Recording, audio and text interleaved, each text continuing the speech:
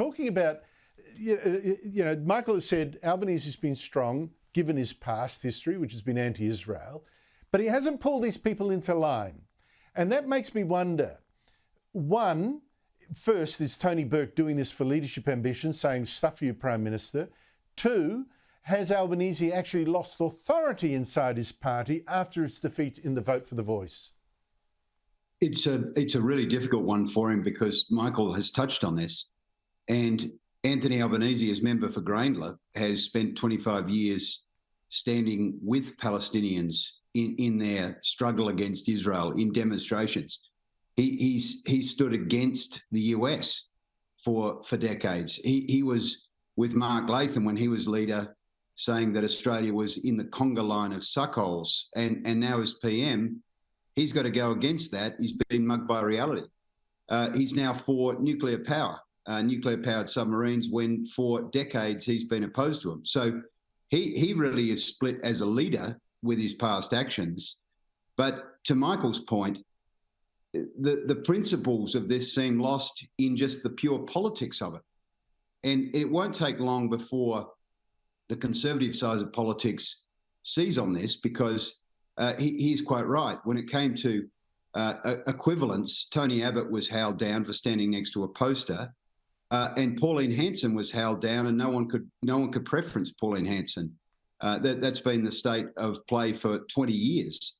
How long before the Liberal Party starts saying, well, you can't preference the Greens, who've been even more extreme left on this issue than the Labor Party? Oh, excellent point. I think their behaviour here has been shocking, repeating outright lies about Israel, showing no sympathy at all, really. It's just disgusting.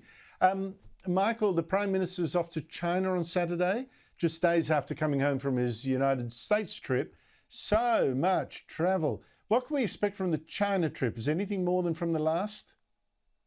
Look, I think this trip is completely out of line at the moment. I think he needs to be in the country dealing with domestic issues. Look, I understand this is the 50th anniversary of our relationship with China, but look, what they're offering, some minor trade benefits that they withdrew in the past. And I've always said that trade is a mutually beneficial arrangement. If the Chinese don't want to take our wine or barley, that's their problem. We'll have to find other markets for it. My problem with this is that, whilst you've got everything going on, particularly the reaction to the events in Israel, is he going to raise the question of the occupied Tibet there? I would hope so. I mean, a lot of in the Labor Party are obsessed with occupation and colonial power politics. I think there's a good opportunity to raise Tibet while he's over there, and maybe the Uyghurs as well. I mean, I just think that you can't play both sides of this game. Either you're condemning people for protecting themselves, or sections of your party are,